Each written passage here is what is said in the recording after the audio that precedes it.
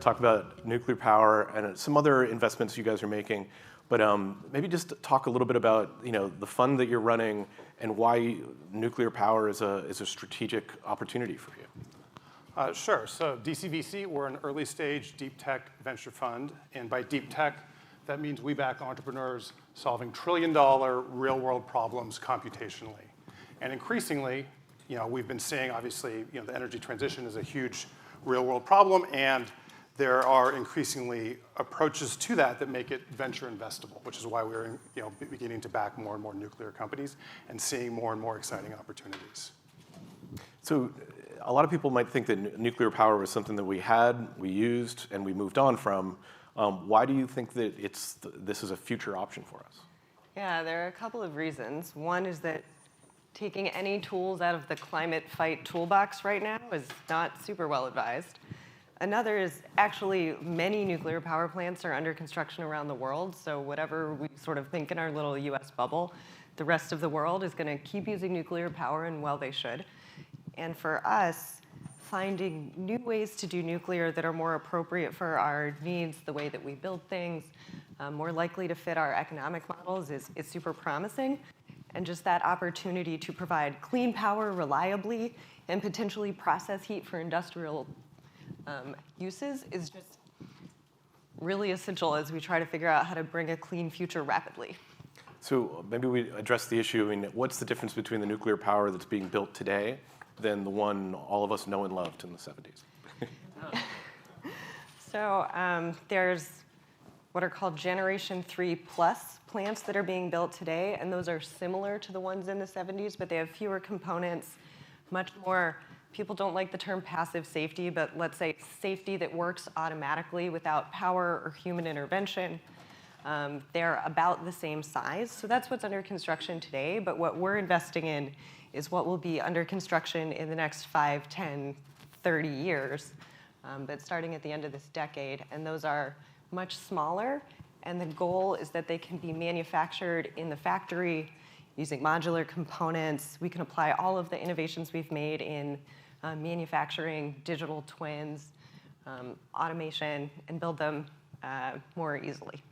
And smaller, like micro, So yeah, the smallest is microreactors, and that's sort of in the 1 to 10 megawatts electric range. And then we have small modular reactors, and that's about 50 to 500 megawatts electric.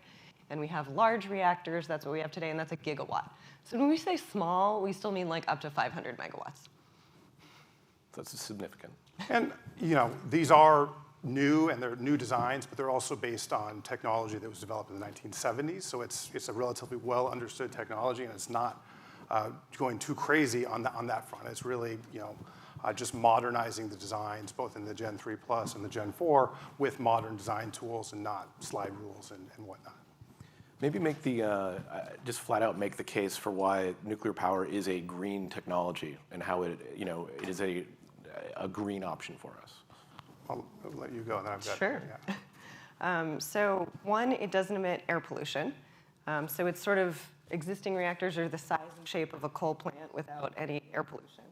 A second reason that I think people often overlook is it's incredibly resource efficient.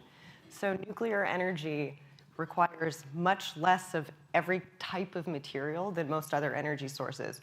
It requires very little in critical materials and very little in regular materials, cement, steel, all that stuff, and very little fuel per amount of electricity generated. So nuclear fuel is about 100 million times more energy dense than burning fossil fuel. So you just need less stuff. So yeah, it is obviously a phenomenal source of zero carbon energy, which supplies 20% of the U.S.'s energy, as well as 9% of our electricity here in California. It's also, we've made tremendous progress with wind and solar, which are great, which are an important part of the solution, but they're just not scaling fast enough. There's one energy source that has scaled the most, and there's two examples of it in France and Sweden, where they've scaled in terms of gigawatts per unit of population faster than anything else, and that's really what we need right now, and that's nuclear energy, and that's the older designs. Luckily, we have the new designs coming down the pike that Rachel described that can actually be a lot safer and a lot more scalable at manufactured in factories. So you said the safety word. I think that's what most people worry about when they talk about nuclear power. Let's just head it straight on. Like, how's the safety issue changed with these new technologies? Yeah, so I mentioned even with Gen 3 Plus, accidents are less likely and the coping times are better. I will point out that nuclear is actually already incredibly safe, but it doesn't really matter that it's incredibly safe. It matters that, there's still, if there's a big accident, there are land use impacts, there are psychological impacts. The biggest outcomes of nuclear accidents are actually psychological health effects. So these new designs are the fundamental physics inside of them means that you can't have any off-site consequences. So instead of trying to convince everybody nuclear power is already safe, it's like, let's just take that off the table and make sure you can't have, there is no evacuation zone. Nuclear is safer than hydropower. People don't realize that. It's incredibly safe. But the problem is that if there's an accident, it's not very well understood. There's this radiation that we can't see, and it sort of tickles the wrong sections of the human brain. If a dam collapses and kills 100,000 people, we understand the physics of that. We understand it's a tragedy. We understand that these things happen. But we sort of chalk it up to that. And I think it just bears repeating that it is way safer than hydropower over the course of time. So, if we're embracing hydro as a safe technology, I think nuclear being way safer than that is also great. It's almost an optics problem too, where coal power plants kill thousands of people every year, and we know this. We've done the math. Even way safer than coal, but let's leave it. Yeah, but if that's the stand, but people don't think about those deaths are unseen in a lot of ways. And they're diffuse. They're diffuse over a large population. And I think that's the problem with a lot of these climate issues is that we're accounting for externalities that we weren't tracking before.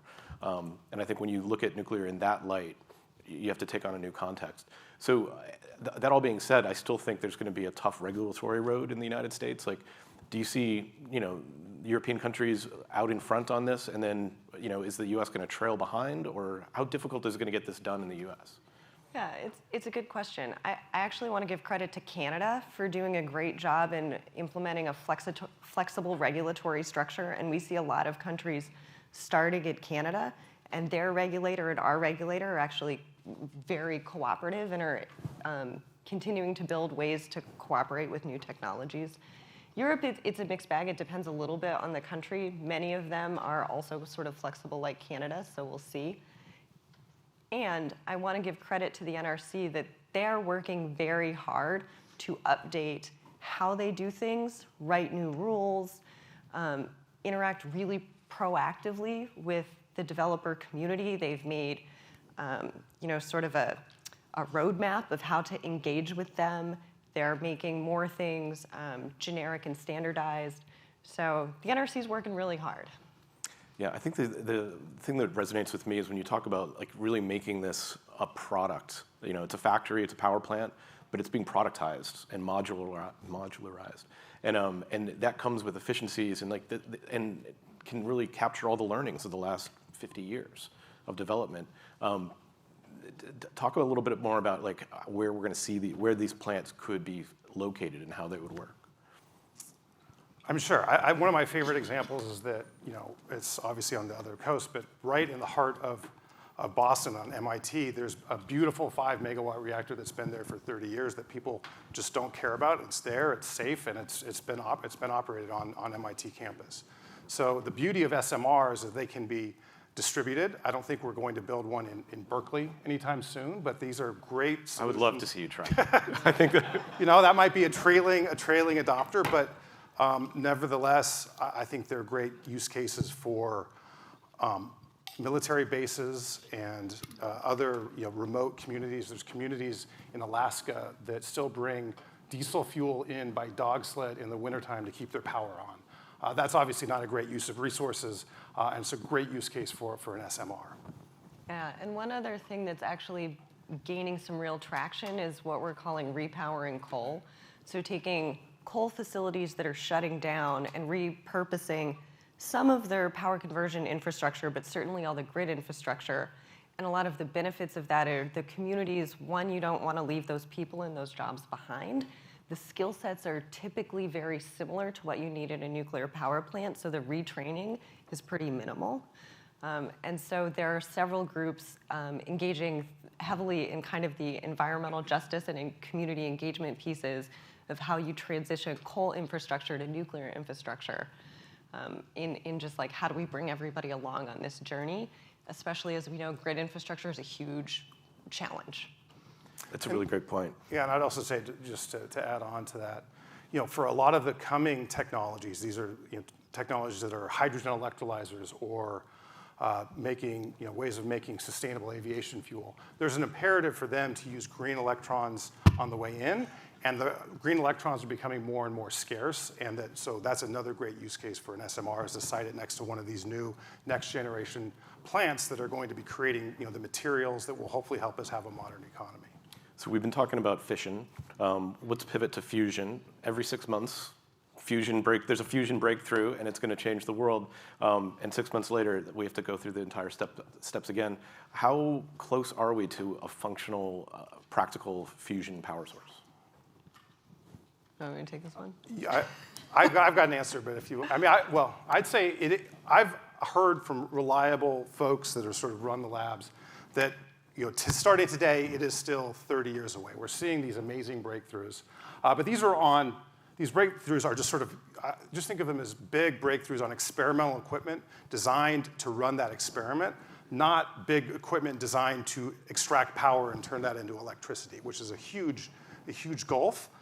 It's exciting to see that coming down the pike, and I think one of the ways we parse this at DCVC from our computational angle is, why are we seeing all these breakthroughs from teams that are working on different technologies? And we're all seeing these breakthroughs at the same period in time.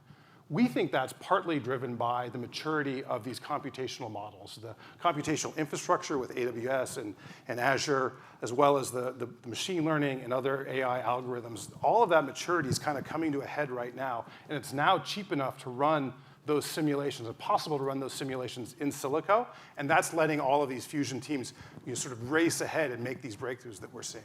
Yeah, so the progress is meaningful and exciting, and is so far pretty scientific. So we're at the point where we've once demonstrated you can get more energy out of a fusion reaction than you put in.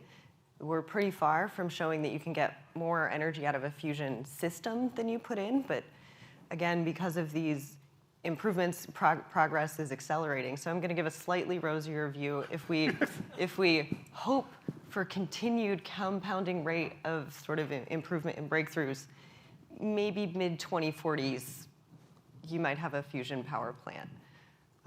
I think we'll see the development of them in the 2030s, and maybe they start operating in the 2040s, and it might take some time to be reliable. But there's a lot of stuff that needs to come together. And just to chime in with my investor hat, not to sully the conversation, I think there will also be lots of off-ramps for early-stage investors long before there's the full-scale fusion plant, where if you look at sort of NuScale Technology, which is not a DCVC portfolio company, NuScale went public via SPAC about 9 to 12 months ago during sort of the worst time ever to go public via SPAC. And that price is still holding up reasonably well, even though the rest of the market's going down. And that's sort of pre-full regulatory approval. That's a CapEx-heavy business in a rising cost of capital environment. And there's just a real imperative for whichever public investors are holding onto that stock to hold on to it, and there's demand for that stock. So even if we're sort of talking 2040s, there's a real investment case that's starting to develop now. I'm not saying go out and buy everything today, but it's actually starting to look interesting. Would you invest in fusion now? Is that the time frame? We have an investment. We've got one. Just very cool. We were going to talk about geothermal. I don't think we're going to have time to do it. But I think it's interesting and we're going to hear more from more venture forecasts about really this timeline of when you can expect your returns. And again, the thing about deep tech is that the bets are so big that there's a lot of opportunity there. So thank you both so much for coming. Yeah, Thank you. Thanks for having us.